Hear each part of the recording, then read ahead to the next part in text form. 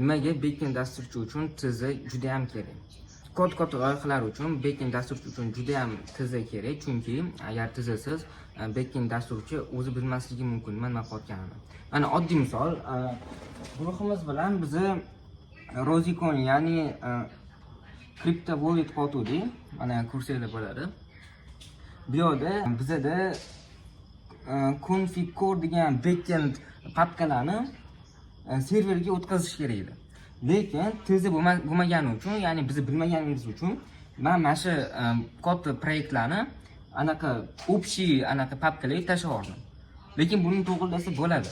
Lekin o'sha TZ bo'lmasligi uchun, bunaqa xavfli narsa bo'lmasligi uchun TZ juda ham kerak. Agar core yoki configlar agar главный papkalarda turib qolsa, HTML kod yo front-end yo JavaScript kodlar ular kelmasligi mumkin, yaxshi kelmasligi mumkin. Ana o'shaning uchun backend dasturchi uchun TZ juda ham kerak. Mayli, sog' bo'ling.